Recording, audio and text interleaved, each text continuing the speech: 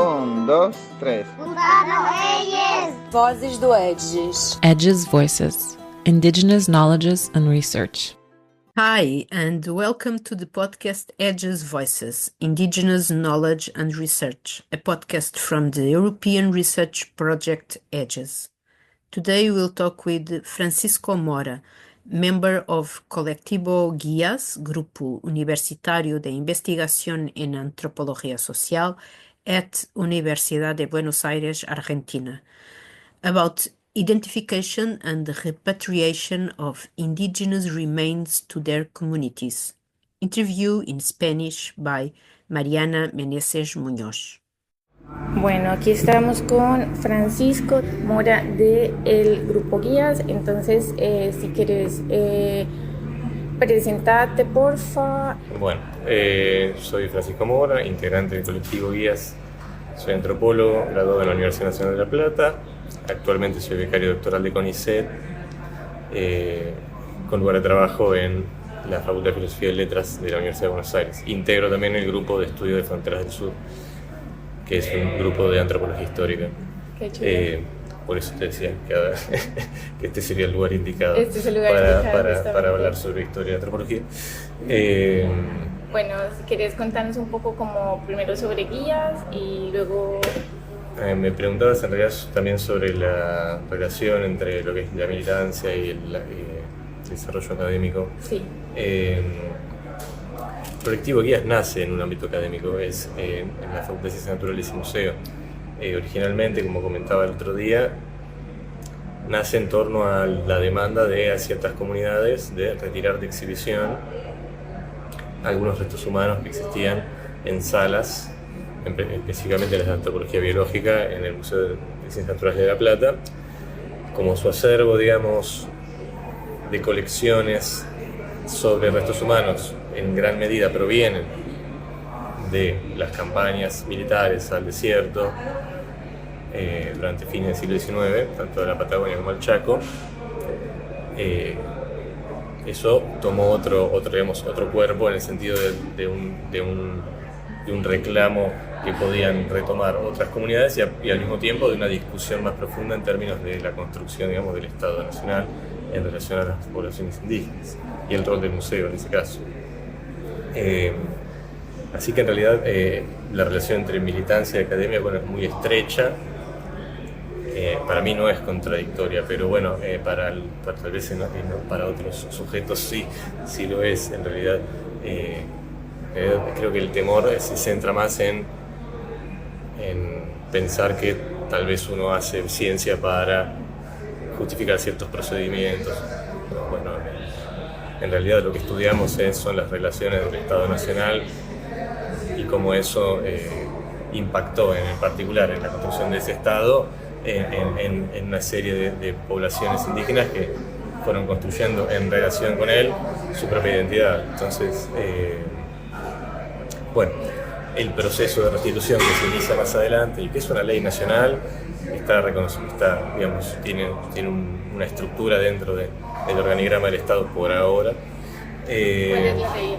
La ley es la 25.517, si no me equivoco. Es una ley específicamente para restituciones, es decir, para devolución de instituciones de museo, de guarda de restos humanos de poblaciones indígenas a sus comunidades reclamantes. Entonces, lo que hay en el Estado es un registro de comunidades indígenas, donde tramitan su personería, donde tramitan, el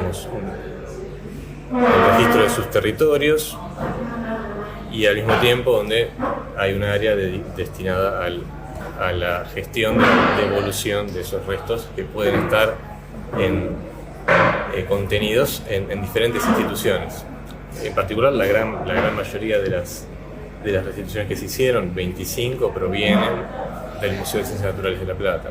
La cuestión de que allí ha tenido mayor impacto la campaña del desierto en particular, se conocen los inventarios de las colecciones y además nuestra militancia comenzó ahí. Entonces, tal vez nosotros tenemos más incidencia como para poder condicionar y llevar adelante, los reclamos o acompañar los reclamos de las comunidades. Y el INAI puede al mismo tiempo establecer relaciones con las autoridades para viabilizar eso. En algunas gestiones de ese museo se pudo hacer con más naturalidad que en otras, pero entendemos también que es una política que no se da en muchos lugares en el mundo. Se ha dado en momentos muy concretos, en experiencias muy específicas. Hay algunas, como la del Museo Etnográfico de Nueva Zelanda, bueno, y otras, pero me parece que las que fueron más sistemáticas son estas.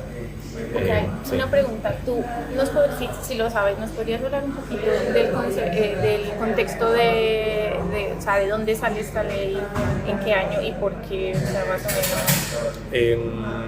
Mira, la verdad que cómo surge el primer escrito de la ley no te lo podría comentar. ¿Pero cuáles serían las motivaciones? Es una ley que se aprueba en 2001. A partir de la reforma constitucional de 1994, que es una reforma sobre el texto original de la Constitución,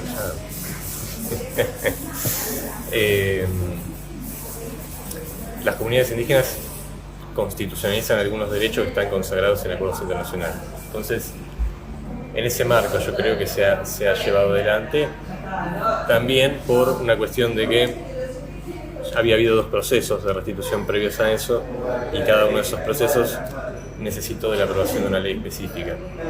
La primera restitución de Acayar y la restitución de Mariano Rosas necesitaron de leyes para esos procedimientos específicos. Entonces esta lo que hacía era ordenar los reclamos, sistematizarlos en un área del Estado y que directamente ese área se encargue de... Son 5 artículos. No obstante eso, pasaron 9 años hasta que se reglamentó y se puso en marcha. Como te dije, es un área de pocas personas, igual que es la que media entre las comunidades y las instituciones.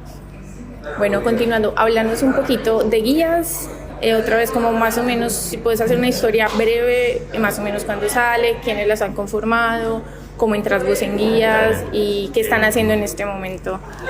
El grupo original del Grupo Universitario de Investigación en Antropología Social, Guías, se forma en 2006, no es porque son guías.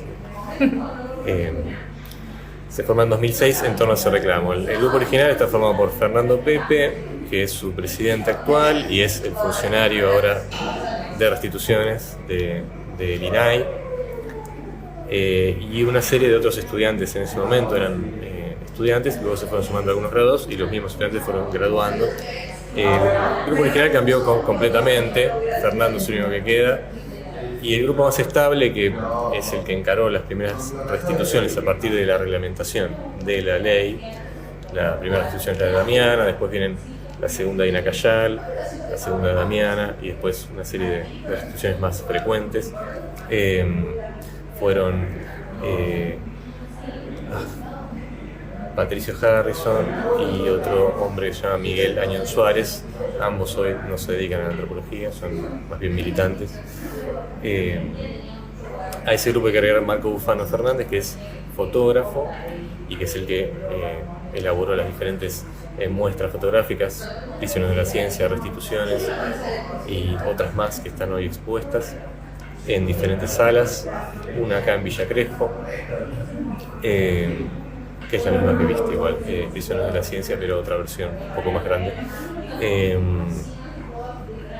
Ese grupo hasta 2019 fue más o menos activo, después es donde yo me incorporo ese año con un reclamo de una comunidad del norte de Santa Fe que estaba teniendo un conflicto territorial con la intendencia de su pueblo, que es Las Toscas, un pueblo pequeño del norte de Santa Fe, donde había habido una serie de cuestiones de índole represiva sobre el dirigente, lo habían amenazado de muerte, estaba excluido, digamos, del ordenamiento de un barrio que se había hecho para las comunidades. Entonces parte de esa comunidad tomó un terreno, ese terreno tenía restos arqueológicos, era todo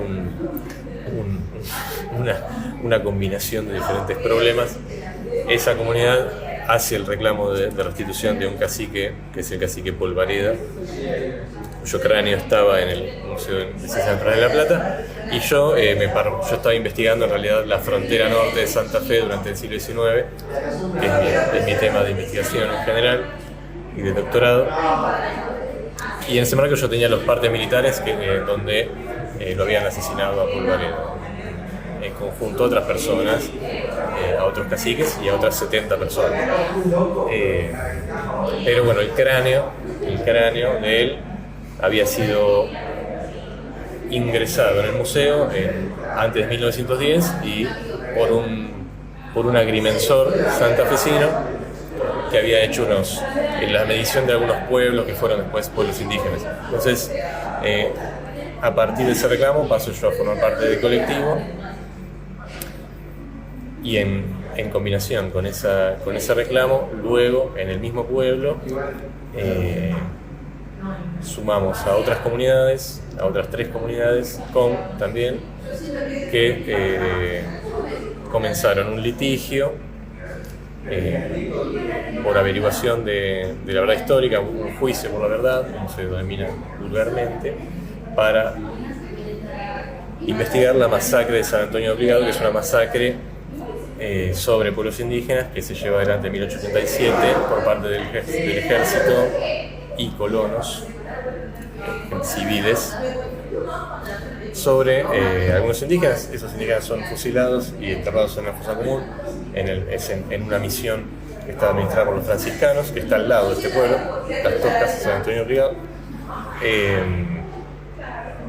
Eso comenzó en 2019, 2020, en pandemia, y a partir de ahí empezamos a hacer una investigación sobre diferentes fuentes documentales y archivos que fuimos incorporando a la causa, y a partir de ahí se fueron abriendo otras posibles causas judiciales. En el medio se desarrolló la causa sobre la masacre de Napalpí, tuvo su sentencia y su juicio público, y se abrió otra causa más por otra masacre, que es una que sucedió en San Javier, que es un pueblo también de Santa Fe, en 1904, una masacre sobre también el pueblo moscoví.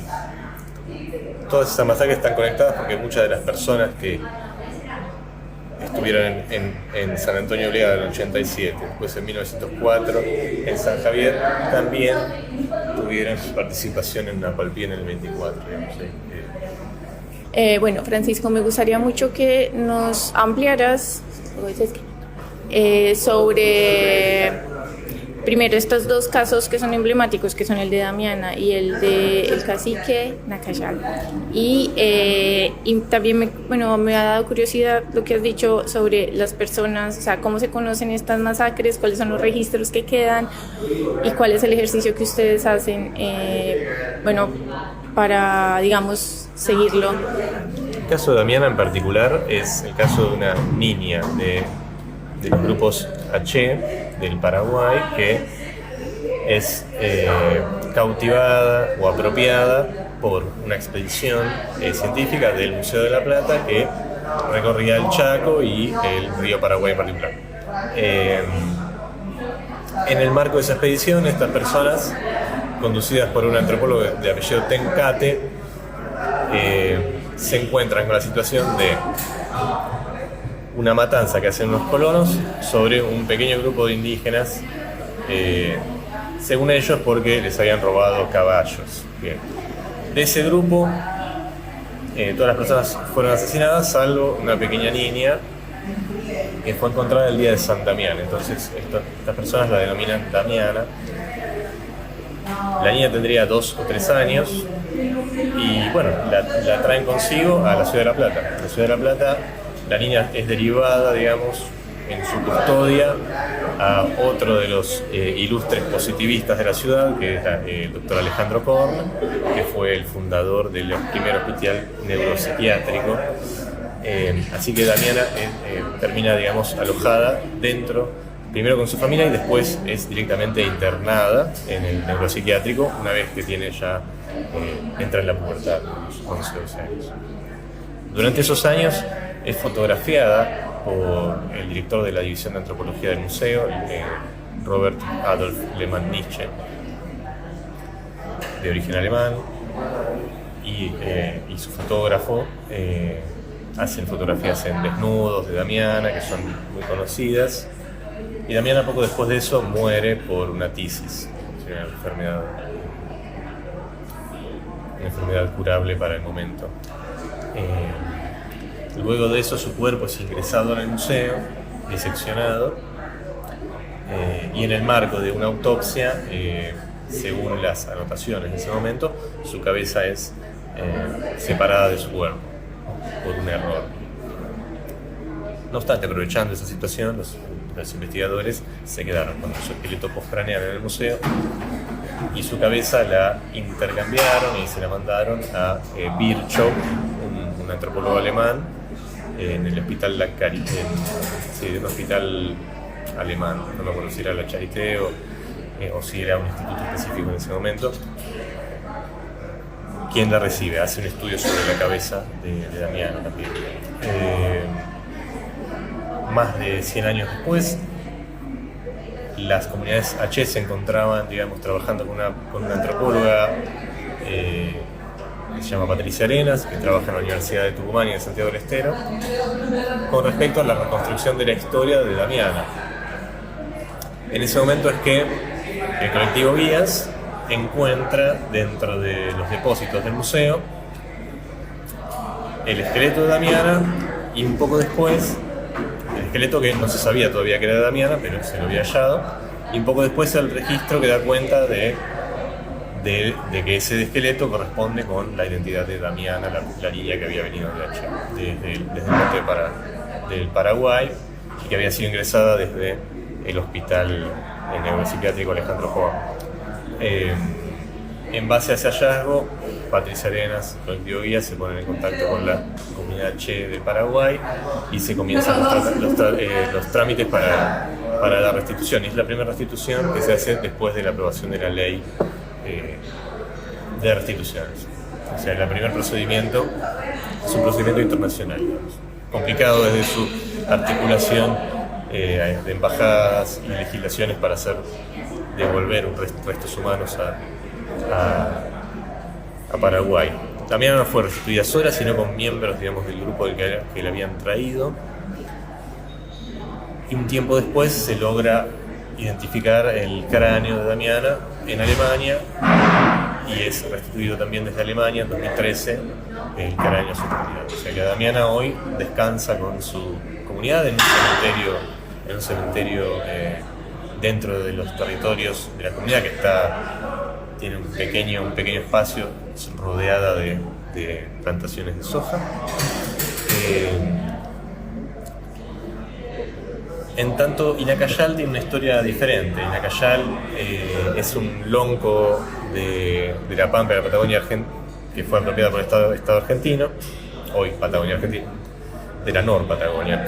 Inacayal había mantenido relaciones durante el periodo previo de la campaña del desierto con el perito Francisco Pacasio Moreno, que es el fundador del Museo de Ciencias Naturales de La Plata, porque este había sido el encargado de delimitar el límite internacional con Chile a través de la cordillera. Inacayal había servido de un apoyo logístico del perito en sus viajes. En el marco de las campañas, Inacayal es uno de los últimos caciques que es sometido militarmente, entonces, junto con su familia y otros caciques, es trasladado hacia la provincia de Buenos Aires como prisionero. En el marco de eso, el perito Moreno intercede para que no se lo castigue, digamos, a Inacayal con la prisión o con la muerte. Entonces lo trae al Museo de Ciencias Naturales. En ese contexto, Inacayal, digamos, es empleado como una especie de personal doméstico o de maestranza, es, digamos, obligado a trabajar, digamos, en la construcción del museo. Su familia es sometida a diferentes tipos de procedimientos de la naciente antropología argentina, es decir, fotografías de frente y perfil, registros in situ de la producción de algunas por ejemplo, tejidos típicos mapuches. Las mujeres son obligadas a tejer y a también contar sobre sus técnicas tradicionales de diferentes tipos de producciones. Eso permanece así durante algunos años, hasta el año 87, en el cual Ina Cayal fallece. Después comienzan a fallecer miembros de su familia. La muerte de Ina Cayal no está muy esclarecida. Algunos dicen que fue un accidente o un suicidio, es decir, se lo ve a Ina Cayal que tiene traumatismos en su cráneo y en diferentes partes del cuerpo. Otros aseguran que fue, digamos, empujado por las escaleras del museo. Falleció en parte en causa de esas lesiones. Los cuerpos de todas esas personas son ingresados a la colección de restos humanos óseos del museo, diseccionados. Los restos blandos, como el corazón y el cerebro, son conservados. Los cueros cabelludos también. Se hacen las mascarillas mortuorias, que pasan a formar parte de la colección de mascarillas mortuorias del museo también. Y los restos óseos son algunos exhibidos en la sala de poblaciones indígenas y los mamíferos superiores.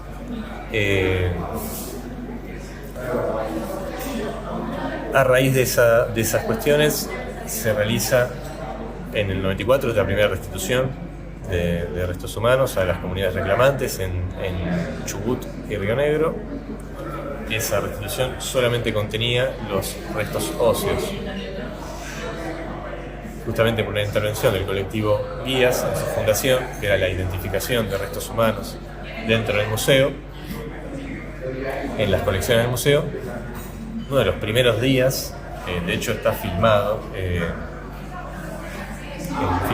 con cámaras digitales de ese momento, en 2006 se hallan los cueros cabelludos de varias de las mujeres que forman parte de esa comitiva, con sus pelos trenzados todavía y parte de sus orejas. A raíz de eso se toma nota de que la ley de restituciones y la ley de restitución que se había hecho originalmente para la restitución de los restos del cacique, así que se comienza un proceso de indagación en las colecciones donde se identifican todos los restos que faltaban, entre ellos los cerebros, incluso el poncho del cacique Ina Cayal, que había sido parte del ajuar funerario del cacique, el perito Francisco Pascasio Moreno, con el cual había sido enterrado en Bariloche. Todo eso es restituido recién en 2014, en un proceso que también llevó muchos años de articulación entre el museo, el INAI y varias comunidades. Todo eso fue trasladado a una localidad que se llama Teca, en Chubut, está cerca de Esquel, y posteriormente fue vuelto a saquear, lamentablemente, no se sabe por quién, pero parte de esos restos hoy tampoco se sabe dónde están. La otra parte de la pregunta tenía que ver con... La segunda parte de la pregunta tenía que ver con cómo rastrean ustedes las masacres. Imagino, no sé, desde mi experiencia como historiadora supongo que harán trabajo de archivo, o sea, cómo rastrean estas personas, cómo identifican los lugares, bueno, como más o menos cuál es el ejercicio que hacen para luego hacer todos los pedidos de reparación, digamos. En realidad, la primera evidencia es la memoria de las comunidades, ¿no? Esas son las que señalan, digamos, la existencia de... masacres hay cientos en la historia del desarrollo del Estado Nacional Argentino para con los pueblos indígenas. Solo algunas se mantienen como grandes hitos en la propia historia y la conformación de las comunidades actuales. Entonces, en base a esa propia historización se puede empezar a indagar en otros aspectos. Algunas tienen, por ejemplo, localizaciones marcadas, digamos, materializaciones de la memoria que están en lugares. En el caso de San Antonio Obligado, por ejemplo, es un monumento, una cruz, la cruz alta le denominan. Es una cruz que se colocó ahí, no sabemos bien cuándo, 1930 aproximadamente, en la década del 20, y que con el pasar del tiempo ha sido un espacio de peregrinación de las comunidades de la zona y que con el tiempo se transformó en un monumento histórico nacional. Y eso hoy tiene otra cruz que imita la original, y donde hicimos las primeras excavaciones junto con el equipo argentino de antropología forense para la identificación o la constatación de la existencia de una fosa común, hecho que nos dio positivo. Como comenté el otro día, en una prospección se encontraron los primeros restos humanos, que son la primera evidencia de una fosa común, donde el Estado argentino, en su constitución como tal, es la primera prueba de una fosa del marco del genocidio indígena en Argentina, podríamos decirlo. Esa sería la primera. Casos como Napalpí son similares, también había un espacio delimitado y señalado por las comunidades indígenas, pero a la hora de llegar a las excavaciones no se hallaron restos humanos. Y el número de las víctimas es mucho más alto. Entonces, eso ha sido, digamos, frustrante desde el punto de vista de Napalpí, pero de Napalpí lo que había era sobrevivientes de la masacre, por ejemplo, que ya fallecieron y que donde están sus descendientes. Y la parte de la documentación de diferentes instituciones que presenciaron o estuvieron alrededor de los hechos son fundamentales, aunque en general, teniendo en cuenta que viene, digamos, desde el accionar del propio Estado, uno esperaría encontrar, digamos, más bien omisiones, silencios y encubrimientos. De hecho, el caso de Napalpí es interesante en ese sentido, porque lo que hay en torno a la masacre, que es de 1.500 personas, se estima, es primero una investigación policial y judicial ese mismo año de la masacre, que es un legajo, un expediente que existe y que encubre los hechos de la masacre, sobre el cual después se despliega la nueva investigación que tuvo su sentencia hace 2 años.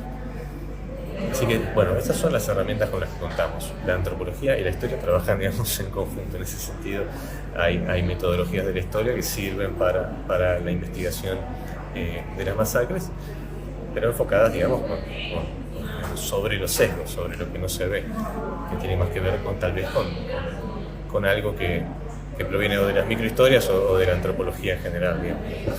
Me gustaría saber cómo es la participación de las comunidades indígenas. Ya nos has mostrado que a través de la memoria, de la historia, llamémoslo historia oral, hay una parte digamos, que es muy importante del conocimiento indígena y de la memoria para generar estos procesos. En realidad, todo se refiere a cómo está ordenado ahora por el Estado Nacional. Por el Instituto Nacional de Asuntos Indígenas. Las comunidades indígenas tienen representantes en un Consejo Nacional, un Consejo de Participación Indígena, se llama CPI.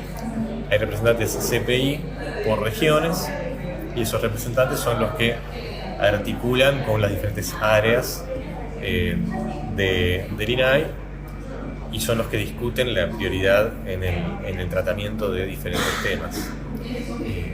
Las restituciones, pero también los reclamos sobre tierras, también sobre, por ejemplo, las emergencias territoriales y los desalojos que ahora estamos empezando a ver, porque eso tiene otra ley también que está a punto de derogarse, que es una ley de emergencia territorial que impide los desalojos de ciertos territorios. Ahora ya se está empezando a incumplir. Ahí vas a ver que por semana hay una comunidad que es desalojada en diferentes lugares. Bueno, esa es la agenda en realidad. Las comunidades, en el caso de las restituciones, en realidad participan en tanto conocen, porque imagínate que es un proceso extraño, porque una comunidad debe conocer que existen restos humanos alojados en museos. Es un poco difícil. Es algo que no conocemos los antropólogos tampoco. Entonces, lo que hay tiene que haber un acceso en realidad a la información. Eso en algún momento se llevó adelante en el INAI y hay cierta, digamos, divulgación de los acervos de osteotecas y restos humanos contenidos en instituciones públicas, pero también están las privadas que tienen también restos humanos. Entonces, en base a eso, las comunidades pueden o no intentar reclamar sobre restos de sus antepasados. Como decía en la charla del otro día, el Estado reconoce a las comunidades actuales como las herederas de la continuidad de las comunidades que son mencionadas en diferentes tipos de documentación estatal, como pueden ser esos registros. originales. Te agradezco infinitamente por tu tiempo, ha sido, bueno, para mí por lo menos muy importante conversar con vos y estoy aprendiendo muchísimo a través de estos diferentes contactos con digamos, académicos y académicas que están trabajando este tema, que he visto que no son tan pocos también, afortunadamente hay varias personas y varios colectivos que están haciendo esto en diferentes regiones del país, lo cual me parece importantísimo. Como dicen por ahí, enhorabuena por este trabajo y por favor contanos un poquito, presentarte como para cerrar.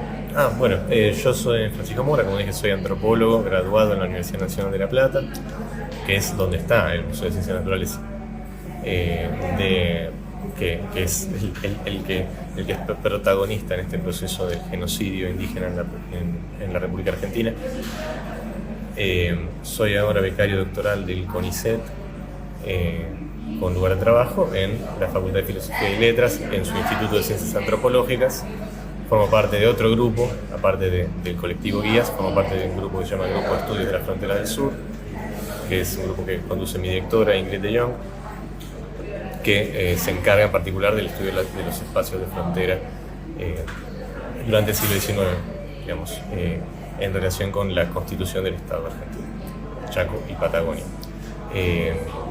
Y el colectivo Guías es el espacio en el cual nosotros, algunos antropólogos y graduados, primero de la Ciudad de La Plata, de la Universidad Nacional de La Plata, y ahora con agregados de algunas otras universidades por primera vez, militamos y promovemos no solo la restitución, sino promovemos los derechos indígenas de las poblaciones, de las comunidades actuales en todo el territorio nacional. Gracias. Thank you, Francisco Mora and Mariana Meneses Muñoz. And thank you to those who listened to us. We'll be back soon with new talks. See you then.